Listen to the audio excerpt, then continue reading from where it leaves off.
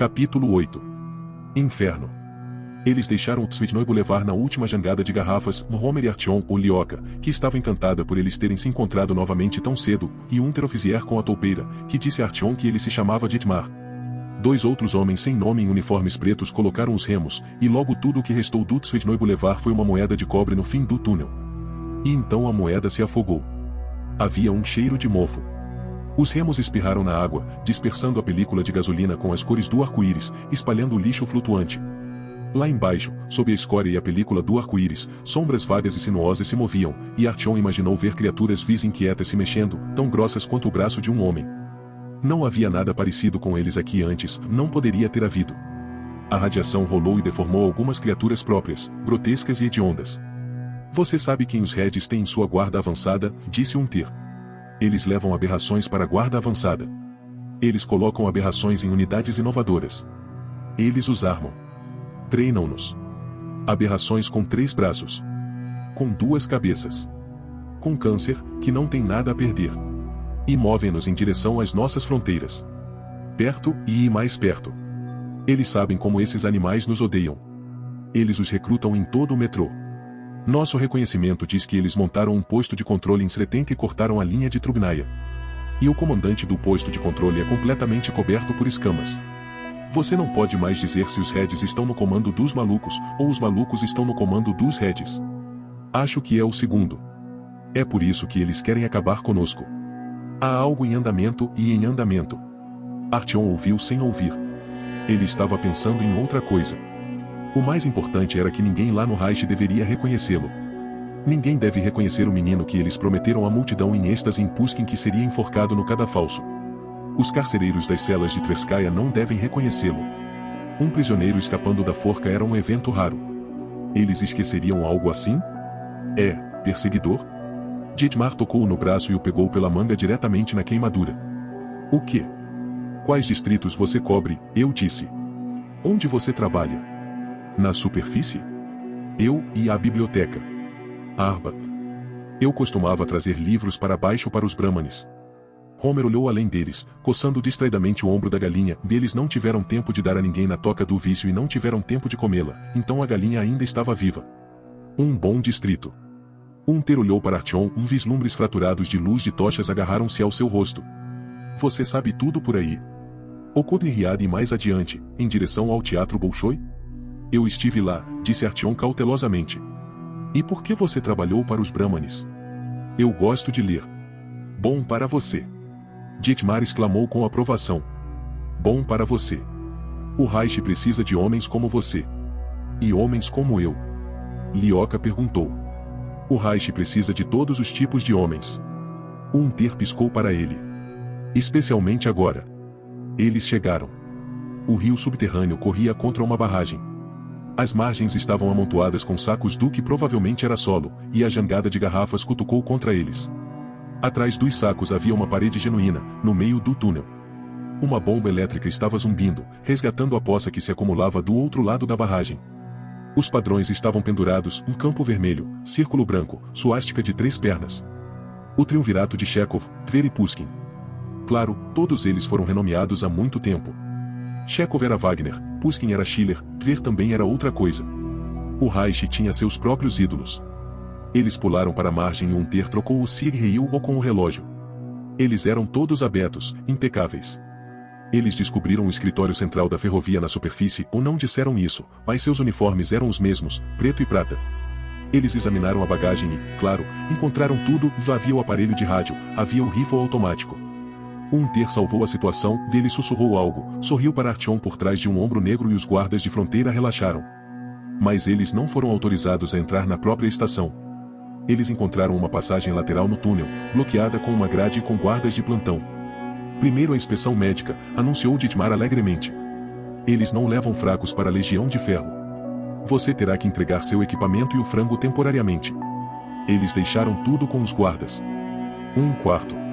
Azulejos brancos ao redor. Um cheiro de carbólico. Um sofá, um médico parado ali com uma máscara antimicrobiana, com um boné, apenas as sobrancelhas caídas. Algum tipo de porta mais adiante. Unter entrou com eles, sentou-se em um banquinho no canto. O médico sorriu com as sobrancelhas grisalhas e lançou-lhes um olhar olhoso de seus olhos verde-oliva. Ele falou com uma voz cantante, com um sotaque invicto. Certo, quem é o primeiro? Bem, por que não eu então? O corretor se contorceu. Tire a roupa de cueca.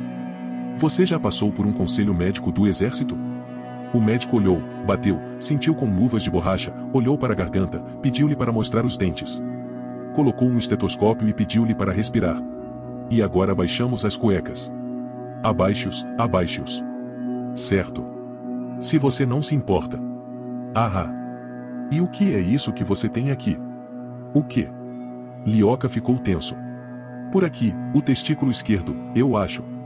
Você não sente isso? Assim e assim, é claro, e eu sinto isso. Já bastante avançado. Negligenciado. Bem, mas, e médico, e eu sou um bom dançarino. O corretor sorriu. Então eu estou bem. Isso não me incomoda. Se isso não te incomoda, tudo bem. Vista-se, caro amigo. Você está livre para ir. Lá, a porta à direita. Lioca vestiu suas roupas e as abotoou, e enquanto isso o médico escreveu algo em um pedaço de papel. Hunter leu e acenou com a cabeça. Bem-vindo. O corretor piscou para Homer e Artyom, boa saúde para vocês também, e se abaixou pela porta prescrita. Algum tipo de degrau desceu ali. Bem, então, agora você, caro companheiro. Isso foi para Homer. O velho deu um passo à frente. Ele olhou para Artyom, e quem sabia como eram seus conselhos médicos aqui. Artyom não tirou os olhos dele, não abandonou o velho. De repente, ele foi dominado por um déjà vu perplexo, como se tivesse acabado de acordar.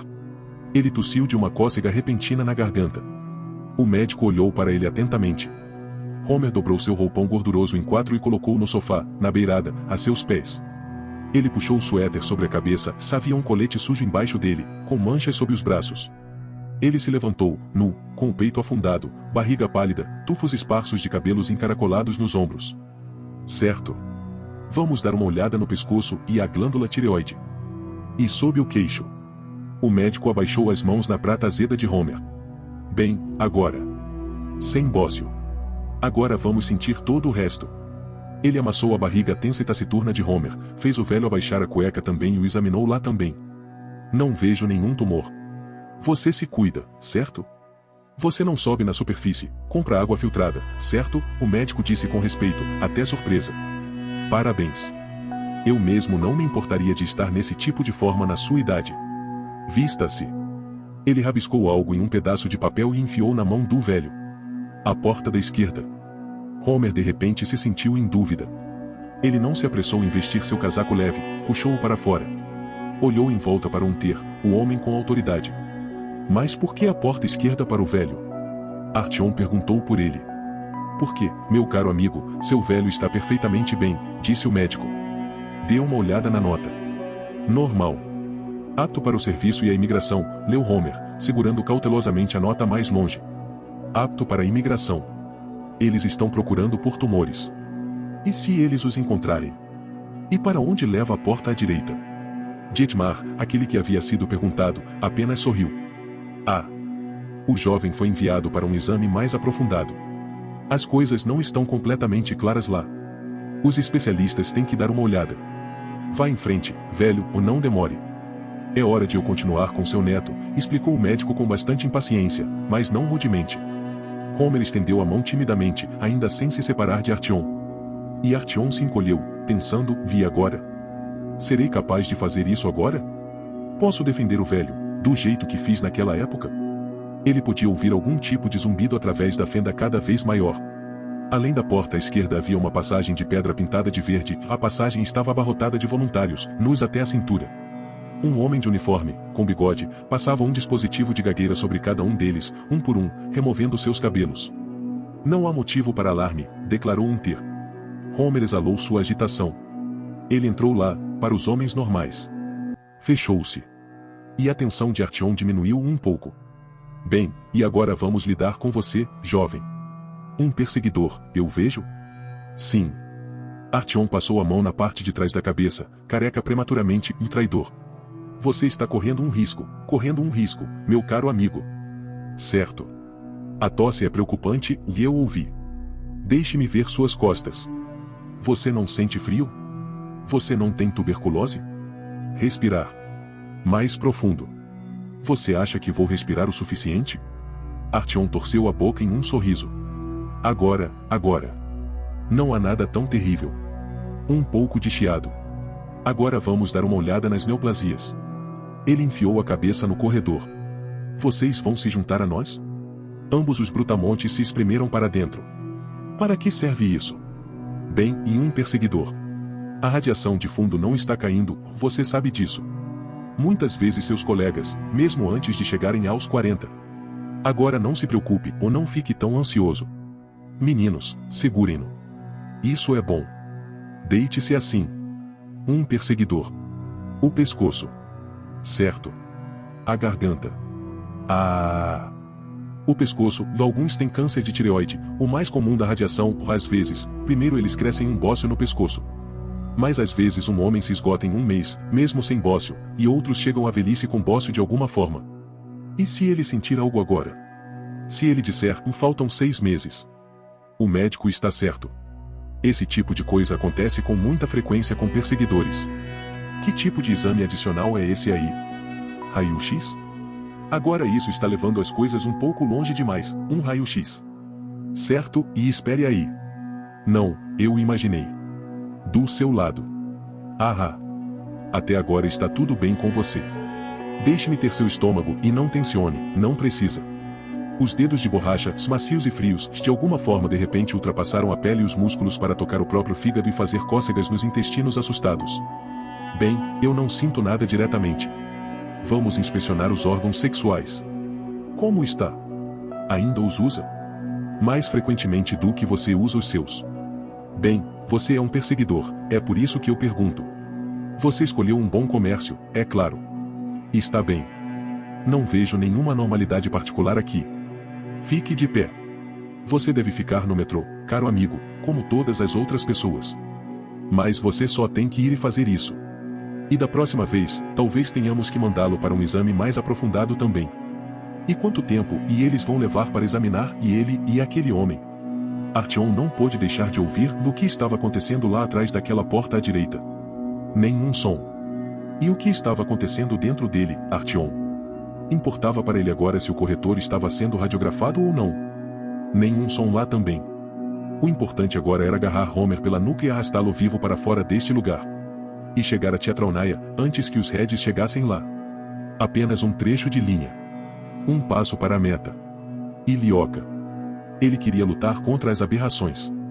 Primeiro, deixe-o provar tudo sobre si mesmo. Quanto tempo? Enquanto for necessário, é o tempo que eles levarão, disse o médico pensativo, escrevendo uma autorização para Artyom. Neste assunto, caro amigo, nada se sabe de antemão. Dietmar olhou em volta com orgulho. Bem, agora, bem-vindo. Estação Darwin. O Estvir. Você já esteve aqui antes? Não, nunca. Artyom teve uma cócega na garganta novamente. Isso é uma pena. A estação mudou irreconhecível. E era verdade, Artyom não conseguia reconhecer a estação Tvir. 2 anos atrás, os arcos baixos foram completamente cobertos com grades de metal, convertidas em células. Agachados nessas celas em sua própria merda estavam não-russos que haviam sido pegos em estações vizinhas. 2 anos atrás, Artyom passou a noite em uma dessas celas, contando os minutos até sua execução pela manhã, tentando respirar e pensar em seu preenchimento pela última vez. Houve uma reconstrução completa. As celas haviam desaparecido. Nenhuma fuligem no teto de tochas fumegantes, nenhuma mancha de ferrugem de fluidos humanos que vazaram para o chão. Tudo foi limpo, lavado, desinfetado e esquecido. E parados ali, em vez das masmorras, havia quiosques comerciais, limpos e recém-pintados, com números. Um bazar de férias. Uma multidão espirrando nele, infeliz, pacífica, indolente. Passeando em famílias. Crianças pequenas sentadas nos ombros de seus pais, balançando as pernas. Escolhendo algo nos balcões. Música tocando. Ele sentiu vontade de esfregar os olhos. Ele procurou o local onde eles tentaram enforcá-lo. Ele não conseguiu encontrá-lo. Você não vai reconhecer todo o Reich, disse Unter. Depois que a linha geral do partido foi mudada e as reformas começaram. Estamos nos tornando um Estado moderno. Sem excessos. Uniformes pretos eram apenas uma gota na multidão e eles não ofenderam os olhos. Os cartazes pintados à mão sobre a Superioridade da raça branca haviam desaparecido, as longas faixas no metrô para os russos. Havia desaparecido. E de todos os velhos slogans, apenas um permaneceu. Uma mente sã em um corpo são. E assim foi, havia todos os tipos de rostos diferentes por todos os lados, não apenas com narizes arrebitados, pele branca leitosa e sardas. E o mais importante de tudo, as pessoas estavam todas em forma e eretas, limpas e arrumadas, como em Chekhov Wagner, onde eles estiveram primeiro. Ele não conseguia ouvir a tosse lancinante que era um elemento permanente na exposição, ou não havia ninguém com bócio da exposição à radiação, e todas as crianças pareciam escolhidas a dedo, 2 braços, 2 pernas, bochechas como tomates de Sebastopol. Assim como seus polar downs, disse Artyom, virando-se para Homer. O velho estava arrastando os pés atrás de Artyom, torcendo a barba e absorvendo tudo para aquele livro dele, o que mais? A galinha estava pendurada debaixo do braço, o bloco de notas, bagunçado, estava saindo do bolso de trás. Se recusou a devolver qualquer outra coisa ainda, incluindo o equipamento de Artyom.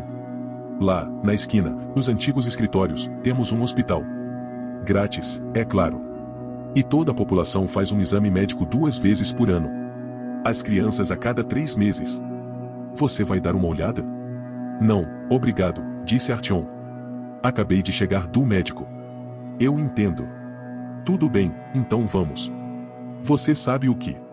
Isso aqui.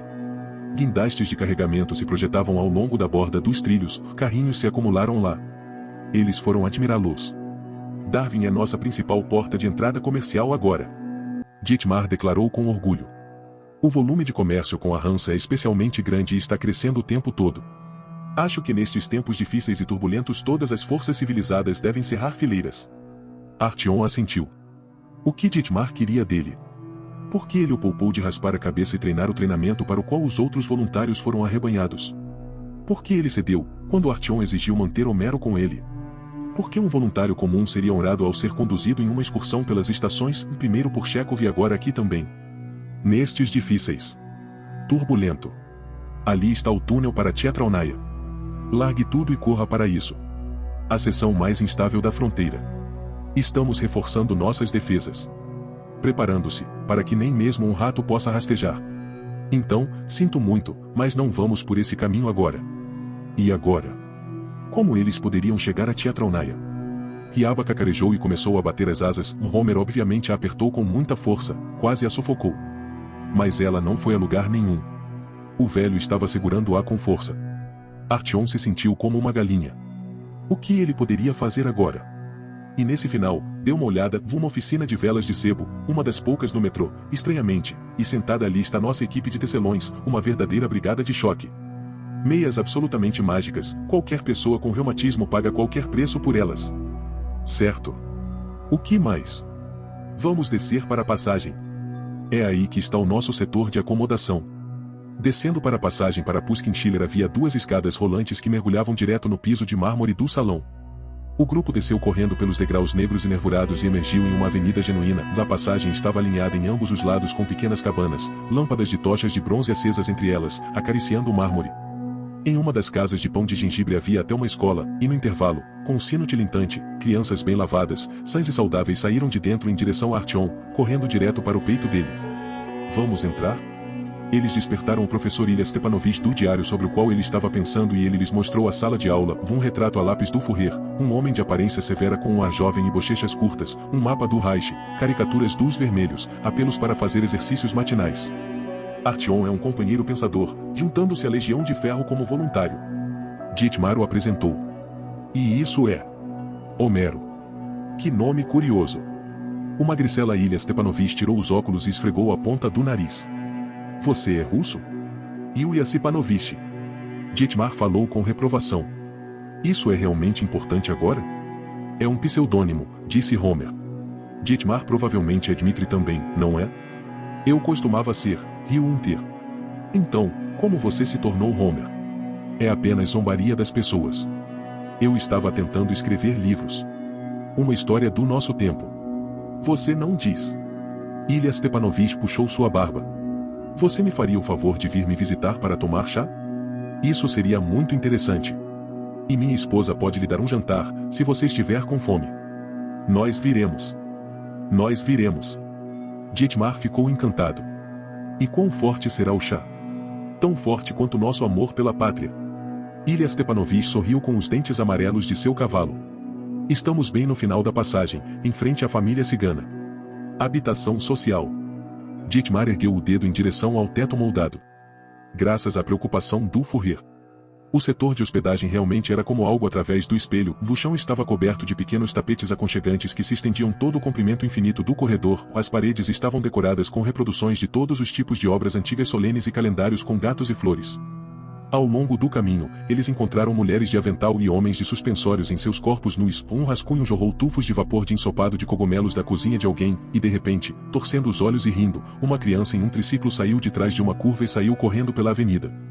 Acontece que a vida em Marte, observou Artyom. Você vê? E eles nos demonizam. O Unter sorriu para Artyom por cima do ombro. A passagem para Schiller se deparou com um beco sem saída de tijolos, e Dietmar explicou que a estação estava em reconstrução, então não havia como visitá-la hoje. Eles vagaram um pouco mais sempre que possível, contando cada segundo que demorava enquanto vagavam. E o Unter não recuou por um único desses segundos, ele nunca os deixou sozinhos juntos. Eles tiveram que adivinhar em silêncio. E na hora combinada, eles bateram a porta de seus anfitriões. Na soleira da porta, eles foram recebidos por uma jovem de cabelos escuros e olhos castanhos com uma enorme barriga redonda. Narine, ela se apresentou. Dietmar tirou da manga uma garrafa de champanhe, reabastecida com algum tipo de enigma, que ele havia comprado em algum momento desconhecido, e galantemente a apresentou à anfitriã.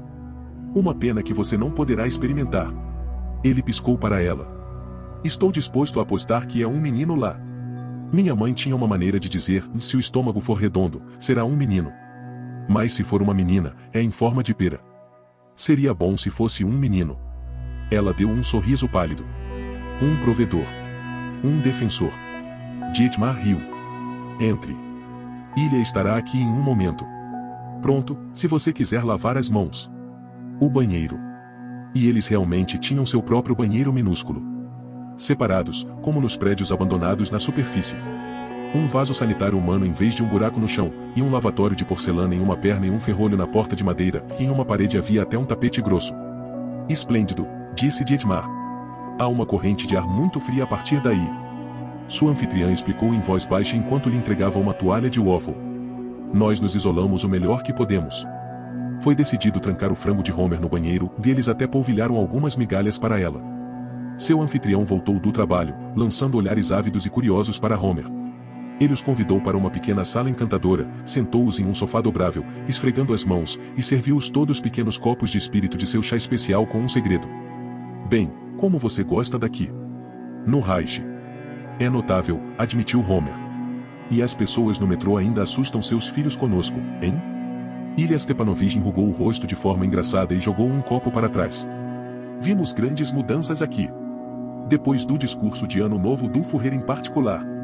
Ele se virou para um retrato a lápis, exatamente o mesmo que o da sala de aula da escola. Está tudo bem. Deixe-os vir e dar uma olhada por si mesmos. Nem mesmo a Hansa tem um sistema de seguridade social para seus cidadãos como o do Reich. E, a propósito, o programa de aceitação de imigrantes está sendo expandido aqui. Eles estão reconstruindo Schiller agora. Isso é para a Legião de Ferro? E por isso também. A propósito, você nem imagina quantos voluntários estão chegando de todo o metrô. Muitos com famílias. Temos 2 novas crianças na turma apenas este mês. Tenho que admitir que a rejeição do nacionalismo foi uma ideia de gênio absoluto. E quanto à ousadia?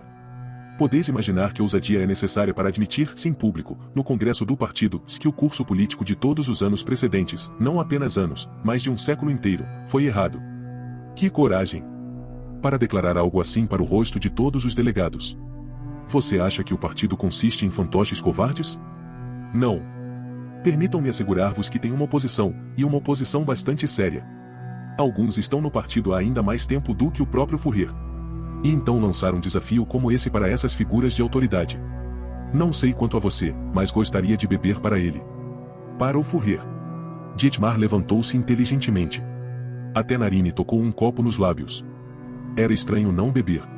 E Artyom e Homero beberam. Por que fingir sobre isso? Narine e eu. Foi o Führer que nos deu uma chance.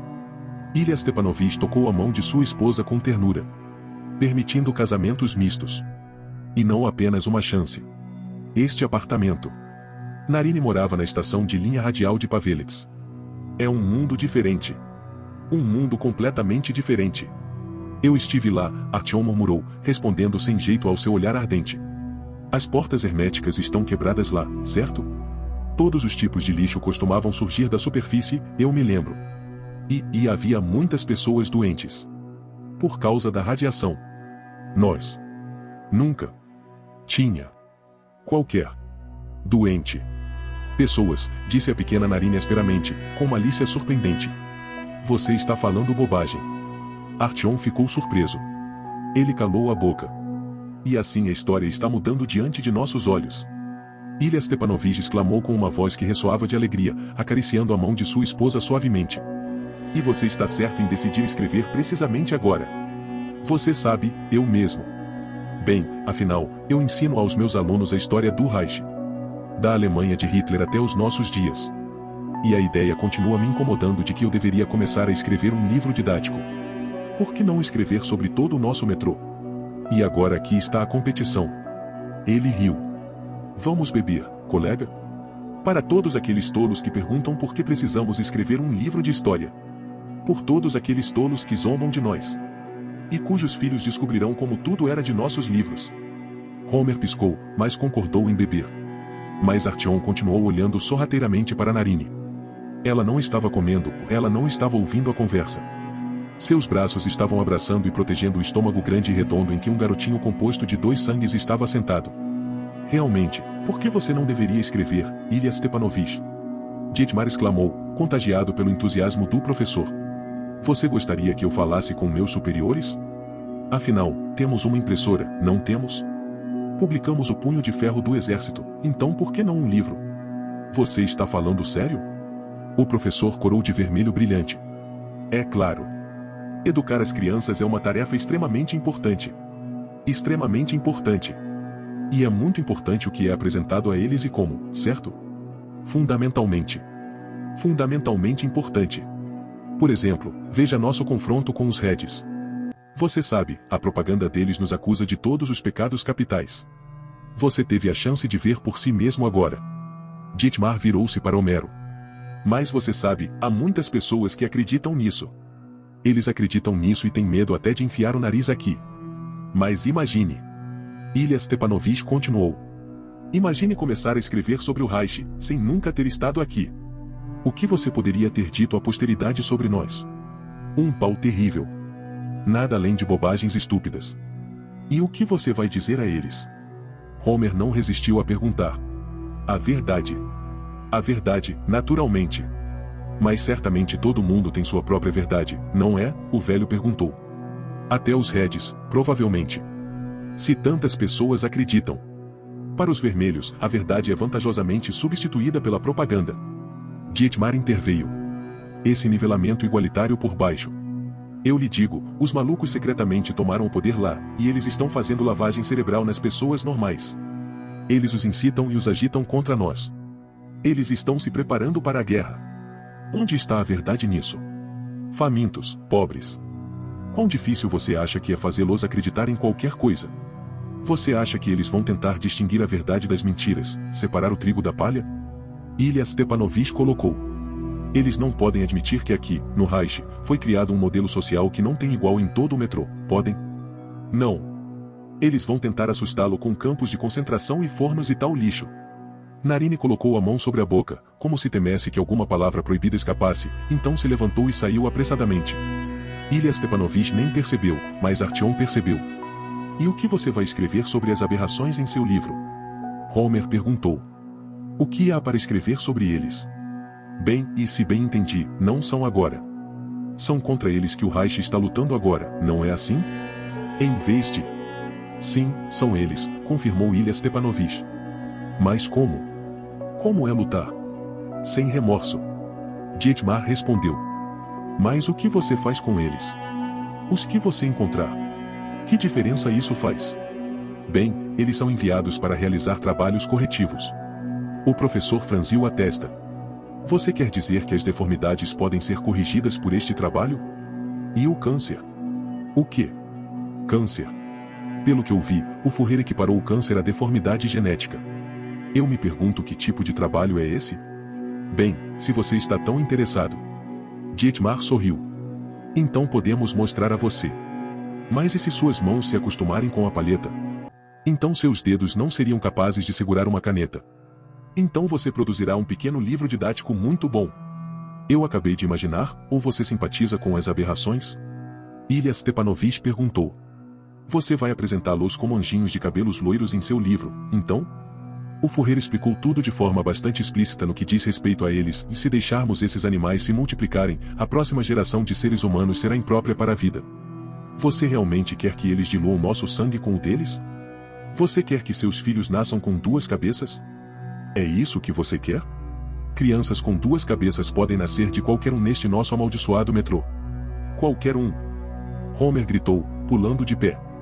Crianças pobres e doentes. E seus filhos de duas cabeças aqui, o que você faz com eles? Ilya Stepanovich não respondeu. Homer também não disse mais nada, ele apenas respirou pesadamente. Artyom, que não havia se envolvido na conversa, de repente percebeu que o velho havia se mostrado mais corajoso do que ele. E de repente ele queria matar alguém por esse velho, a fim de ser tão corajoso quanto ele. Bem, agora, por que não damos uma olhada no que nosso honorável historiador escreve em seu livro? Dietmar se inclinou sobre a mesa, mergulhando a jaqueta do uniforme na salada, e habilmente pegou o caderno das mãos de Homer. Artyom se levantou de um salto, mas Dietmar abaixou a mão no coldre. Sente-se. Pare com isso, disse o velho. Narine veio correndo. Seu rosto estava enrugado e seus olhos brilhavam. Era muito assustador lutar contra Dietmar nesta pequena sala, uma bala perdida poderia atingir qualquer um. Narine se encolheu contra o marido assustada. Está tudo bem, minha querida. Ilya Stepanovich, me dê sua opinião. Mantendo uma mão no coldre, Dietmar entregou o caderno ao professor. De bom grado, disse o professor com um sorriso. Certo. Digamos, o começo então. Ah! Eles não voltaram na terça-feira, ou na quarta-feira, ou na quinta-feira, que havia sido acordado como prazo final e micrômetro. A caligrafia, é claro. O primeiro posto de guarda estava de plantão. O que é isto? Ah, o tempo todo. Ouça, você nunca colocou vírgulas em lugar nenhum? Tudo bem, até agora é algum tipo de ensaio literário. Vamos tentar o meio. Chato. Chato. Ah. Homero, e o criador de mitos e pintor da vida, e estava apenas nascendo para o mundo, como uma borboleta de cores vivas. E você pode acreditar, criador de mitos ou é escrito com um hífen. Criador de hífens de mitos. E essa pontuação novamente. Ag, está me dando cãibras nas têmporas. Então é assim que você escreve sobre você, colega? Ou isso aqui? Sozinho contra uma legião de assassinos. Ela disse teimosamente, eu quero um milagre. Oh! Agora isso é patos real. Mas e daí? Os riachos começaram a farfalhar. Ah, farfalhando. A parede está rompida, alguém uivou. É chuva, ela gritou. Ah! Então ela confunde uma brecha na parede com chuva. Romântico. Homer parecia ter perdido a língua. Artyom manteve os olhos fixos no coldre. Bem, então, vamos tentar o fim, embora eu ache que tudo sobre sua história já está claro. Suavemente, como uma canção de ninar. Que bagunça! Ah! Homer não encontrou o corpo de Sasha e em Tula. E o que mais? Fim. E sobre você na terceira pessoa novamente. Delicioso, delicioso. Aqui, pegue. O professor bateu o caderno no oleado molhado. Não há nada de sedicioso aqui. Nada além de bobagens pretensiosas. Vá se fuder, disse Homer, limpando o caderno nas calças e enfiando-o no bolso interno. Ah, salve-o. Aprenda a escrever sem erros primeiro. E então você pode esculpir sua Ilíada. Você provavelmente se chamava Homero ou ninguém mais teria feito isso. Foda-se, repetiu Homer teimosamente, com uma carranca mal-humorada. Ora, metade do livro é sobre você. Que tipo de maldita história é essa? Não há mais espaço para a história. É antigo. O novo será diferente. Bem, que o novo fique melhor. Dietmar de repente soltou o coldre e pegou um copo. Tivemos uma briga e brigamos um pouco, e agora isso é o suficiente. Um brinde ao seu novo livro. É, Ilya Stepanovich? Temos sido um pouco rudes com nossos convidados. Por favor, perdoe-nos. Sua linda esposa aqui está ficando chateada. Por acaso, gosto bastante das passagens que Ilya Stepanovich leu, e essas pequenas passagens. Eu não sou especialista em vírgulas, mas fora isso é tudo suave o suficiente. Perdoe-nos, Homer Ivanovich. Ficamos tão acalorados porque é um assunto muito sensível. Para todos. Para todos, confirmou o professor, colocando a mão na barriga da esposa. O que você disse sobre crianças com duas cabeças? Isso foi simplesmente falta de tato. Acho que você mesmo entende isso, Homer Ivanovich. Você entende, não é? Dietmar perguntou em um tom de voz severo. Nós mesmos não tínhamos tato, mas você também. Vamos considerar este incidente encerrado, certo? Sim. Tudo bem. Homer arrancou um copo da mesa e esvaziou em um. Artyom seguiu seu exemplo. Tem tabaco? Ele perguntou do outro lado de Dietmar. Vamos fazer disso o meu deleite. Fumê no banheiro, por favor, disse Narine. Artyom descarregou o frango, trancou-se no vaso sanitário, sentou-se no banheiro humano genuíno, enrolou um cigarro com o tabaco do inimigo, acendeu um fósforo, colocou o vagalume contra o rolo e deu uma tragada, liberando silenciosamente os demônios cruéis de dentro dele. Ele queria se refrescar. Ele se lembrou da parede que foi aquecida pela beleza do tapete. Ele sentiu a soneca com a mão e foi mesmo legal? Então para que servia? Ele deslizou os dedos por baixo dele. Havia apenas uma parede comum, nada fria. Então, por que mentir sobre o tapete? Artyom terminou seu roll-up com pressa, afogou a bunda na água e ouviu para ver se alguém estava sendo morto na sala. Não tão longe. Dietmar estava rindo, o sujeito alegre. Ele subiu no vaso sanitário, sentiu como o tapete estava preso na parede, levantou-o com esforço e pegou-o abaixo. O que ele achava que encontraria lá? Uma pequena porta com uma pequena fechadura na qual caberia uma pequena chave dourada. Para os Pinóquios locais, o país da magia começou deste lado do tapete, mas o que havia do outro lado? Não havia nada. Era uma parede nua. Tijolos untados com gesso. O tapete simplesmente animou um pouco as coisas. Agora ele tinha que pendurar o tapete incrivelmente pesado de volta, colocar os pequenos laços nos pregos. Ele desesperadamente não queria.